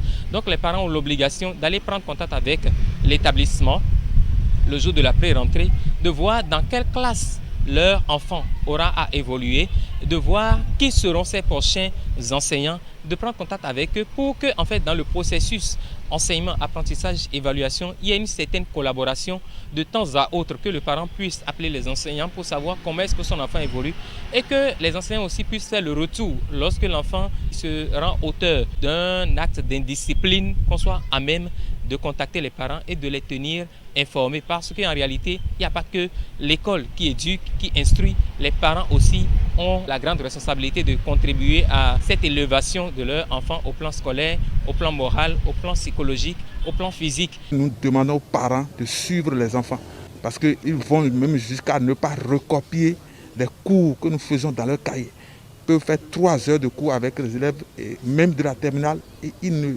prennent pas la mesure qu'il faut pour pouvoir recopier correctement. Ils doivent suivre les enfants au quotidien, venir même dans l'établissement pour se renseigner sur son travail et sur son comportement. Les parents doivent nous aider à améliorer les résultats de leurs enfants. Ce que je demande aux parents, c'est un meilleur suivi de leurs enfants.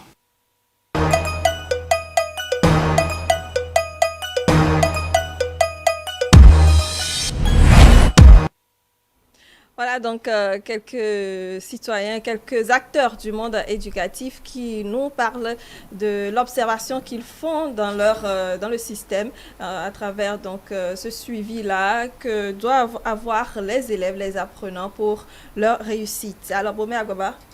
Oui, merci. J'ai suivi les éléments, c'est très bon. Vous avez fait de très bonnes recherches. Les avis rejoignent les avis que nous avons donnés ici. Je retiens que l'enseignant, son rôle, il est éminemment important dans tout le dispositif là. Si l'enseignant sait que l'enfant, le retour qu'il attend de lui, il ne l'a pas, il peut inviter les parents d'élèves. S'il constate que les parents ne sont pas là, ils ne jouent pas leur rôle, je pense que nous avons un dispositif dans l'établissement qui permet d'inviter les parents, de prendre même pas l'association des parents d'élèves pour que le parent soit là. S'il ne vient pas, on peut renvoyer l'enfant. Je pense que nous avons beaucoup de ficelles que nous tissons et par lesquelles nous entretenons de très bonnes relations avec les parents. Il y a un enseignant dedans qui a dit qu'il y a des apprenants qui ne prennent pas note. Et je pense que là, c'est la faute des fois des enseignants. Et c'est la faute in fine de l'État. Parce que quand vous avez un effectif de 80, c'est compliqué de suivre. Des fois, vous n'avez pas la possibilité d'aller derrière pour voir qui prend note. Mais je pense que de jour en jour, l'État fait des efforts. et nous n'avons plus de ces effectifs pléthoriques là. J'ai échangé avec un collègue le dimanche passé qui m'a dit qu'il était de rester dans un établissement où il était 105 élèves. J'ai dit mais comment tu fais? Dans une seule classe? Dans une seule classe. Et je pense qu'il n'y en a plus assez aujourd'hui. Oui. L'État fait des efforts. L'État fait des efforts en construisant des infrastructures, en recrutant suffisamment d'enseignants. Il faudra que ces efforts-là continuent pour que nous ayons la norme. Quand vous avez plus de 40 enfants dans une classe, c'est pas bon. C'est difficile de suivre. Vous avez une heure peut-être de cours, vous avez 2 heures de cours. Suivre les enfants, est-ce qu'il est en train de prendre note? Il y en a qui vont vous dribbler. Il a le lit quand même. Dans son cahier, il fait comme s'il est en train de noter. De loin, vous pensez qu'il est en train de noter. Vous l'approchez, vous constatez qu'il n'écrit pas moment. Il faut aller voir vraiment est-ce qu'il vient de prendre la dernière note avant de vous rendre compte qu'il ne prend pas. Il y en a qui cherchent à nous dribbler. Et ils nous dribblent des fois. Mais dans notre rôle d'enseignant, il nous arrive de contrôler les cahiers, de les prendre lot par lot et de suivre la prise de notes. Parce que s'il ne prend pas note de ce qu'il a écrit, ça va être difficile qu'il apprenne à la maison. Et c'est les parents à la maison qui doivent vérifier ça. Nous avons par exemple dans l'établissement fait un contrat où quand nous faisons les évaluations, on envoie les copies aux parents. Les parents signent les copies et nous renvoient ça. Ça permet de savoir que la copie a été vue par les parents. Vous savez, il y a de ces apprenants qui peuvent signer aussi. À la place des parents. Non, c'est compliqué. Notre rôle n'est pas facile. Mais nous faisons l'effort de jouer au quotidien. Alors, Aziz, avant que je n'aille vers Maître Raimi. Oui, il y a un aspect qui m'a intéressé. Je pense que c'est le directeur du CG Dabome Kalavi qui dit qu'il y a des enseignants, enfin, il y a des parents, il y a des apprenants plutôt qui sont orphelins, quand bien même leurs parents existent. Ça rejoint un peu ce que nous disions tout à l'heure sur le plateau. Ce manque de suivi là fait que l'enfant il est livré à lui-même. Il a des parents peut-être qui sont présents, l'essentiel est fait, la scolarité est déjà là, les commodités sont remplies, mais dans le suivi il y a mal donne. L'enfant a des difficultés, n'a pas disons l'ouverture d'esprit de se rapprocher de ses parents pour lui dire bon j'ai telle difficulté dans telle matière, non ma journée est si j'ai tel problème, je n'arrive pas à bien assimiler. C'est des préalables qu'il faut pouvoir faire. Je pense qu'ils l'ont si bien dit à travers l'élément témoin. Maître Raimi Amoussa. Nous allons simplement remercier tous ceux qui sont intervenus parce qu'on voit que vous avez fait de la recherche réellement. Et permettez aussi que, à travers mon frère, nous remercions tous nos enseignants. Merci beaucoup. Que nous les encourageons davantage. Ça ne vient pas souvent. Vous savez, quand tu as été enseignant, tu respectes l'enseignant. Quand tu as été enseignant, tu respectes l'enseignant.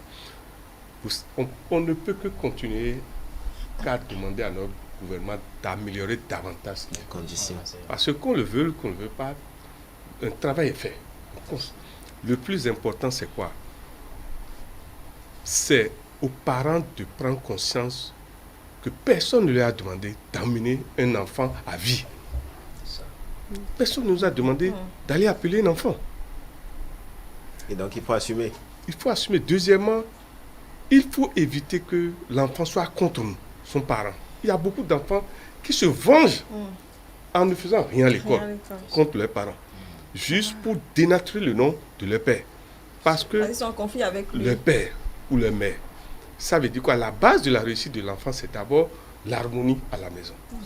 Et pour cette harmonie, il faut savoir que l'éducation de chaque enfant, l'éducation est personnelle. Ce n'est pas commune, s'il vous plaît. Il n'y a pas d'éducation commune. Vous avez 5 enfants, vous avez 5 types d'éducation à donner. Personnaliser l'éducation. Leur éducation. Et nous allons demander à nos enseignants maintenant d'en arriver à la loi des complémentaires composés dans les classes.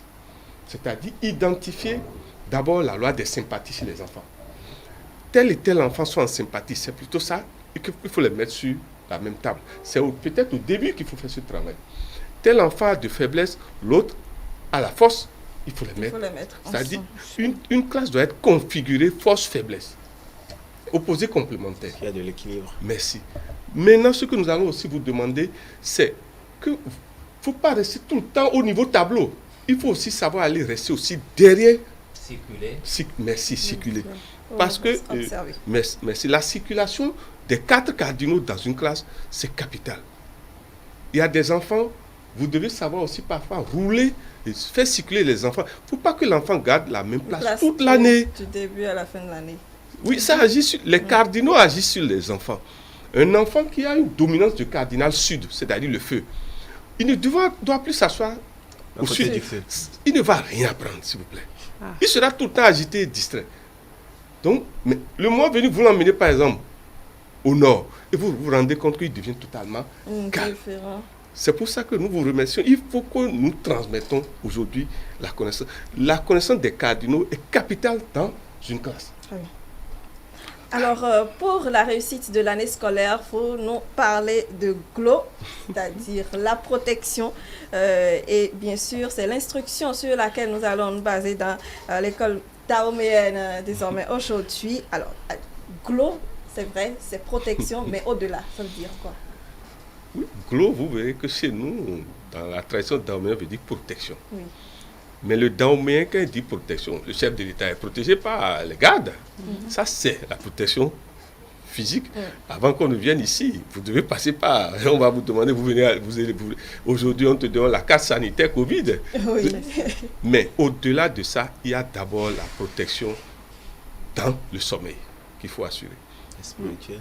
Mais s'il y a des enfants, excusez-moi, il faut surveiller par moment comment l'état du sommeil de vos enfants. Il y a des enfants qui parlent dans le rêve, qui font des cauchemars. Si vous ne tenez pas compte de ça, ça agit sur leurs résultats à l'école. Un enfant qui prépare l'examen, il faut surveiller son sommeil. Parce que quand le sommeil de l'enfant est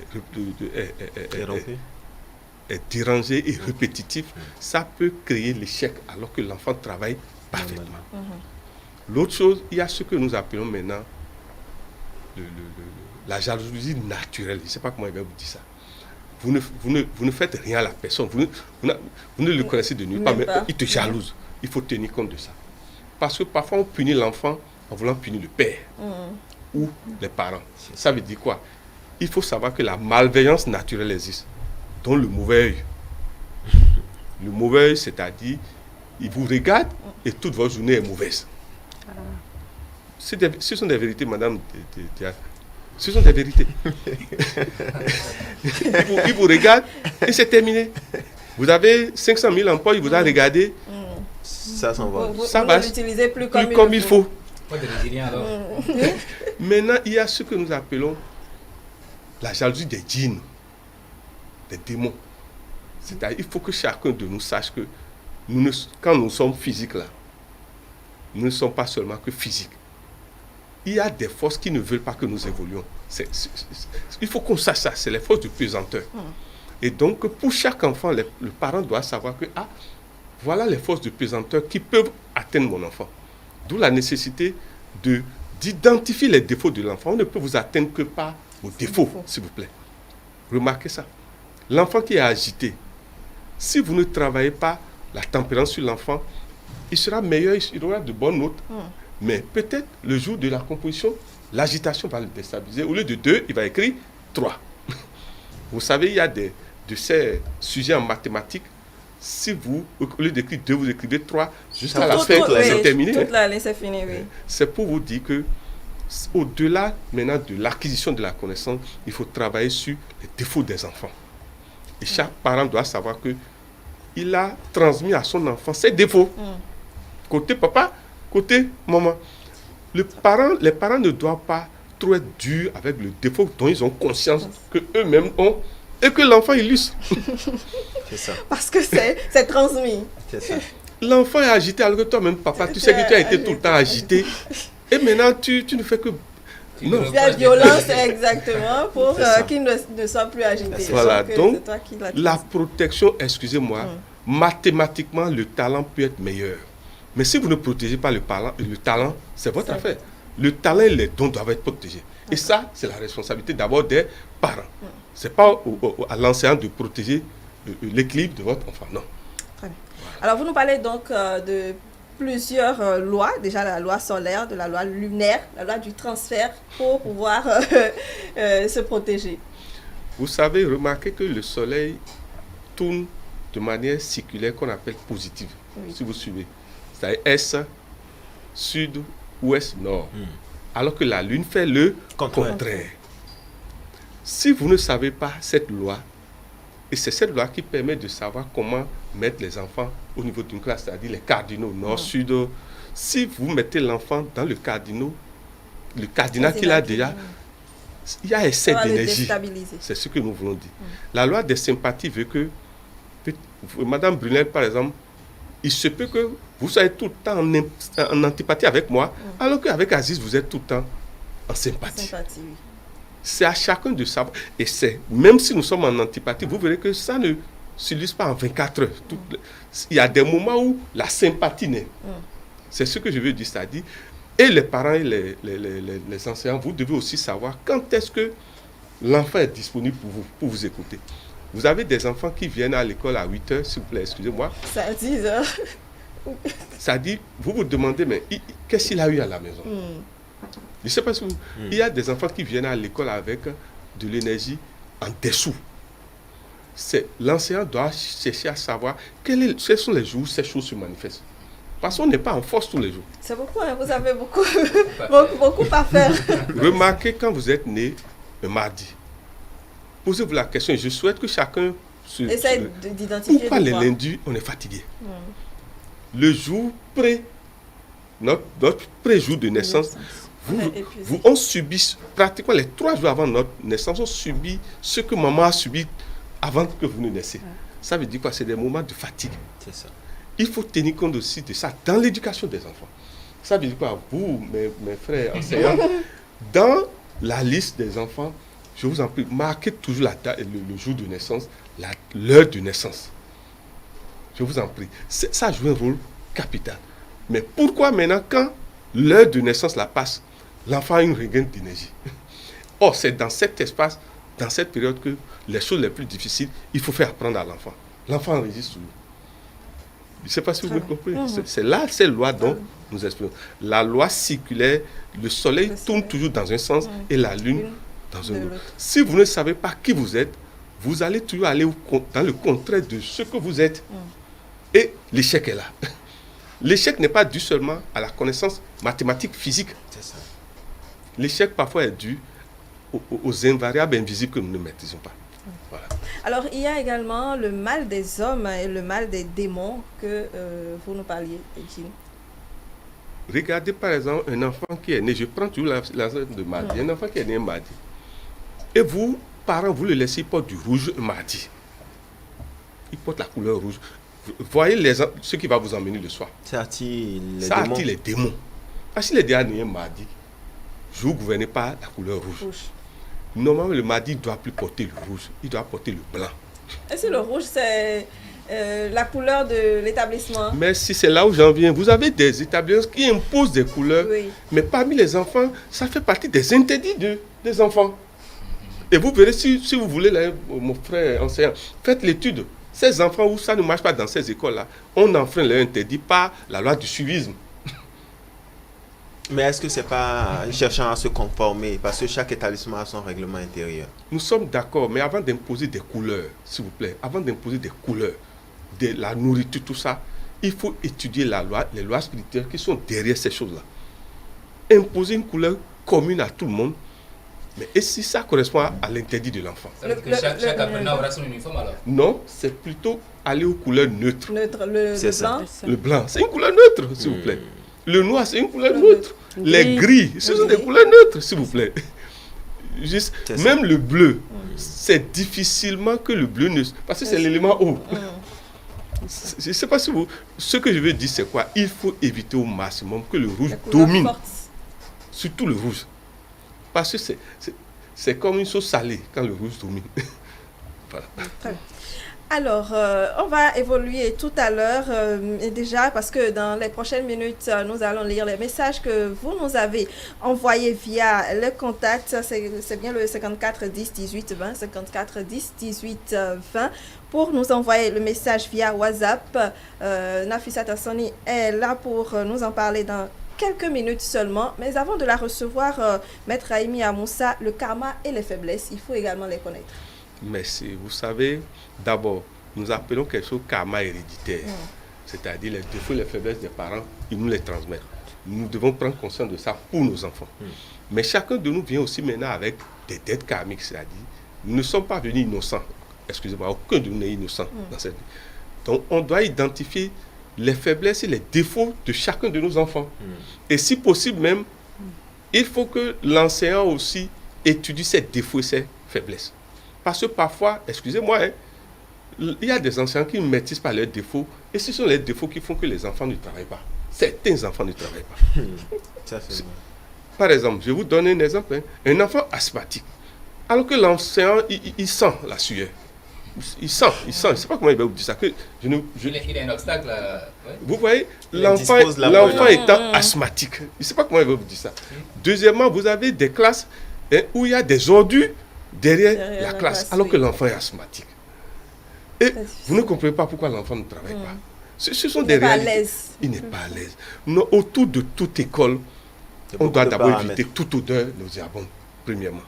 Et deuxièmement, il faut éviter que les classes soient des classes où l'air ne circule pas. L'air doit circuler.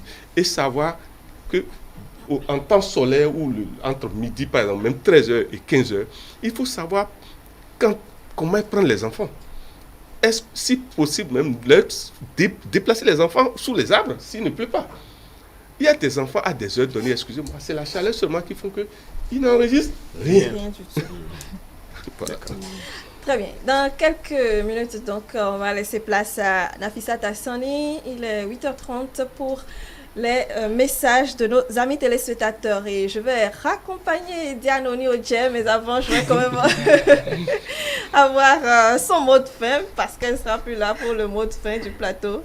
Je dirais juste merci à tous ces téléspectateurs qui sont fidèles à notre chaîne, qui nous suivent tout le temps. Merci pour la fidélité renouvelée sans jamais à condition. Voilà.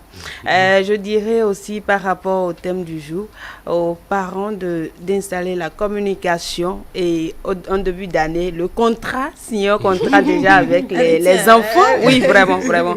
Signer un contrat avec les enfants et que chacun remplisse sa part de contrat de job pour à la fin d'année, et que là, quand c'est comme ça, l'année finit en beauté et chacun est content, chacun est heureux. Voilà. Merci Diane Oni-Odje. Voilà donc Nafissat Hassani sur le plateau. Bonjour. Il y a Madame Brunet qui dit toujours Hassani. De toute façon, c'est Hassani. De toute façon, l'écriture reste tout simplement. Nafissat, bonjour, comment vous allez? Bonjour, ça va bien. Ok. Quelques messages pour nous ce matin. Oui, nous avons 4 intervenants et une préoccupation. Oui. Le premier, c'est Temos. Je pense que la responsabilité des parents se situe à plusieurs niveaux. D'abord, ils doivent subvenir aux besoins des enfants parce que quand on veut des résultats, on met les moyens. C'est vraiment frustrant pour un enfant de voir son ardeur freinée et sa bonne volonté douchée par des refus intempestifs. Si les parents n'ont pas de grands moyens, qu'ils fassent le minimum nécessaire. Ensuite, les parents doivent accompagner dans les études. Le suivi est très important. Ils doivent s'intéresser à l'apprenant en prenant des nouvelles et en se rendant disponibles. Enfin, les parents doivent constituer des exemples d'assiduité et de travail. Très bien. Je pense un avis qui rejoint parfaitement ce qu'on disait sur ce plateau un peu plus tôt, l'accompagnement des enfants au niveau de l'école et également au niveau de l'enfant également. Parce qu'il a insisté sur le fait du besoin des enfants, parce qu'il faut y mettre les moyens, dit-il, si on veut des résultats. Oui. Il y a Clette qui dit que les parents ont une grande responsabilité dans la mesure où si ça ne va pas à l'école, l'enseignant va directement accuser les parents. L'enseignant fait toujours son devoir, mais si à la maison plutôt, l'apprenant n'est pas bien suivi, il serait difficile d'atteindre l'objectif visé dans la réussite. À cet effet, les parents ont un rôle d'accompagnateur pour aider leurs enfants à prendre au sérieux l'enseignement reçu à l'école. Si le maître ou le professeur donne des indications à l'apprenant à l'école, il revient aux parents de les amener à respecter strictement ces règles. Annie, c'est bien cela. Bon, oui. Il dit que pour la réussite d'un enfant dans le milieu scolaire, les parents doivent assumer leurs responsabilités, qui est d'acquitter l'écolage, les fournitures scolaires, afin que l'enfant ne soit renvoyé.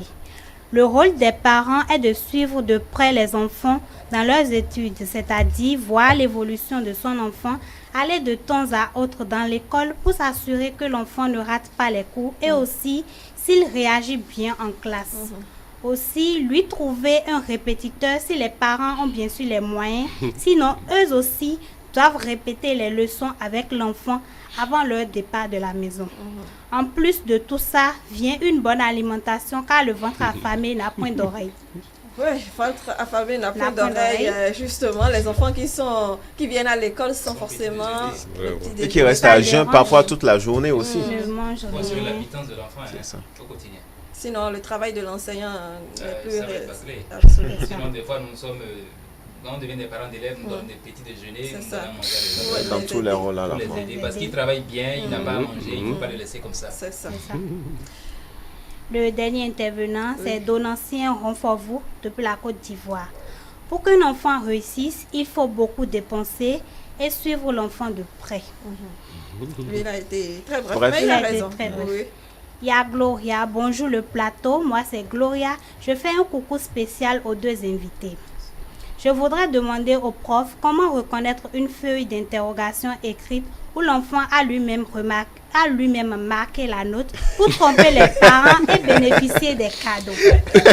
Parce que vous faites le contrat, il n'a pas la bonne note, il ajuste un peu. C'est ça. Comment vous avez dit? Comment reconnaître une feuille sur laquelle... Comment reconnaître cette copie-là qui est truquée, qui a été retouchée par l'apprenant afin de se faire récompenser. Je pense que c'est une question délicate. C'est des tactiques, je vois. C'est que c'est l'enseignant qui fait attention quand il corrige une copie.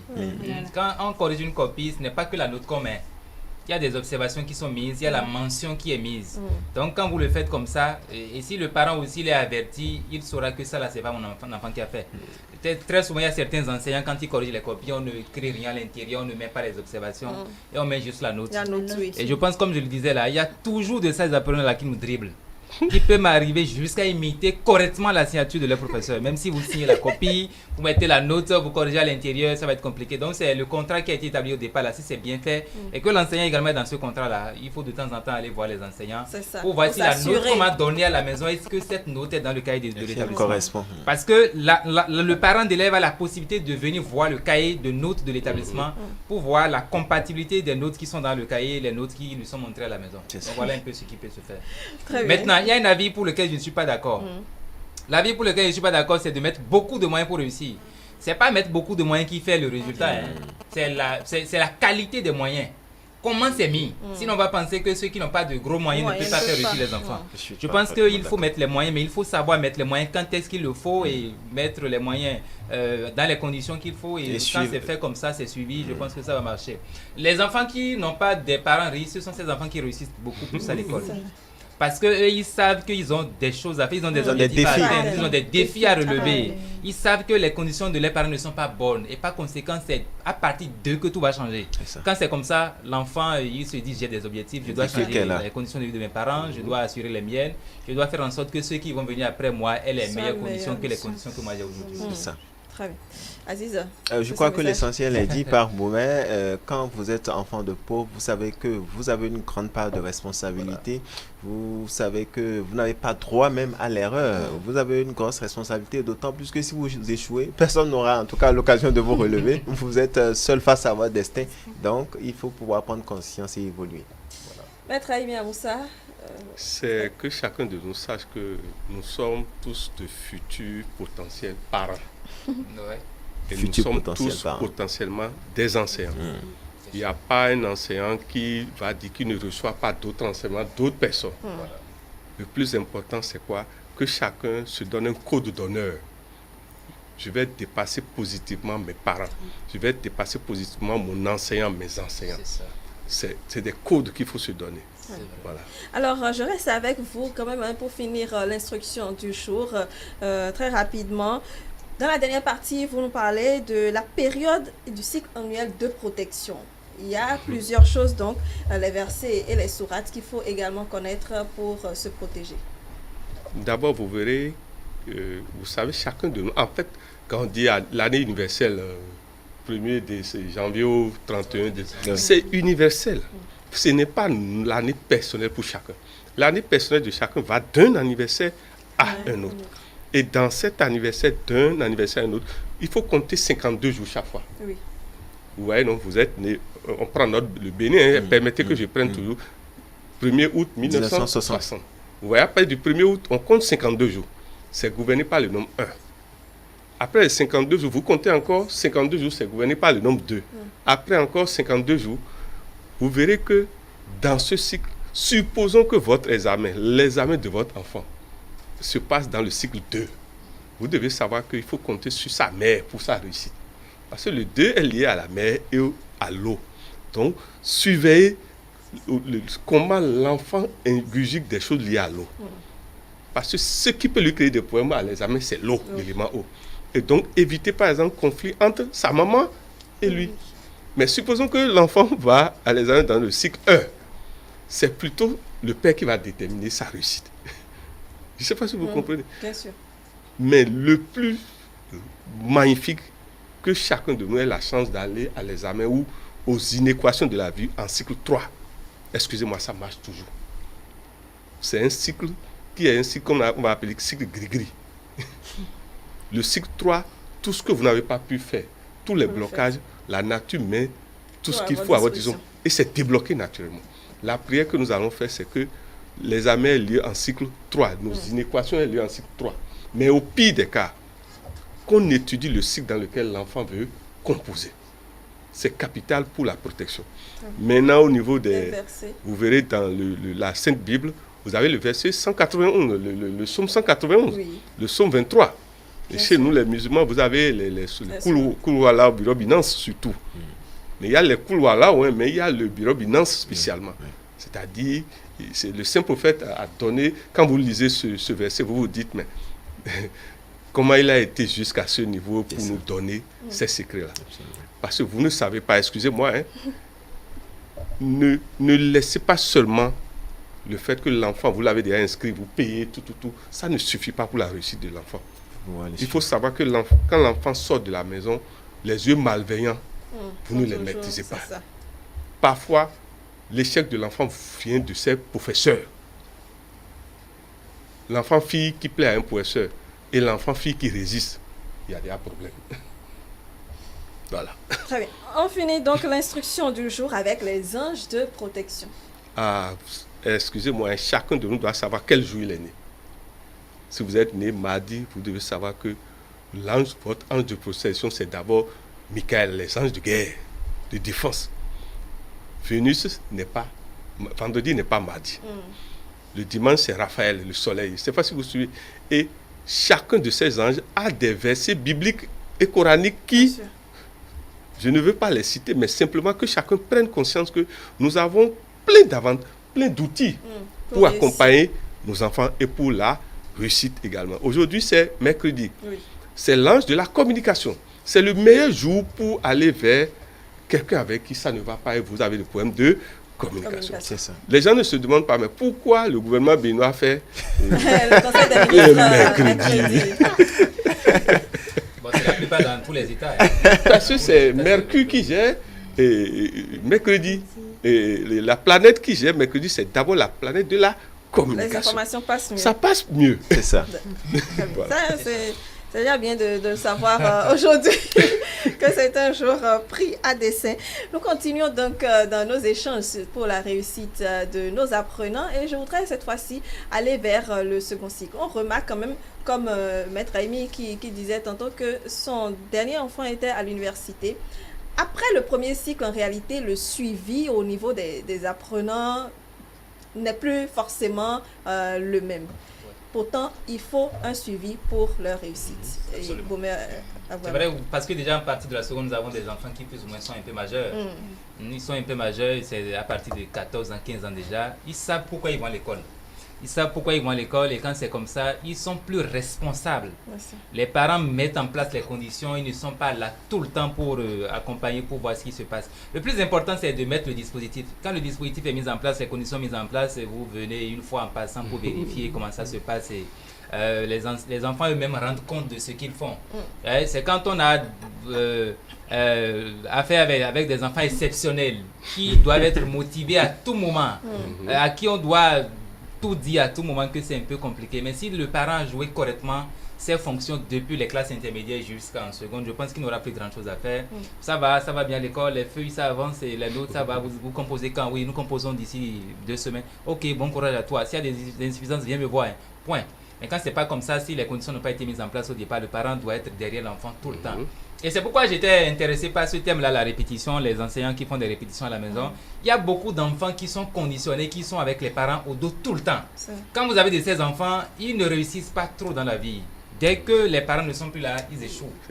Les répétiteurs, lorsqu'ils ne sont plus là, ils échouent. Vous allez voir de ces enfants-là qui ont les répétiteurs même jusqu'à la veille de leur conclusion. Si la mathématique demain, c'est que le professeur de mathématiques doit passer ce soir. Sinon, s'il bat demain, il va échouer. Et quand il va à un concours, comment ça va se passer? Quand il va commencer par travailler, ça va être compliqué.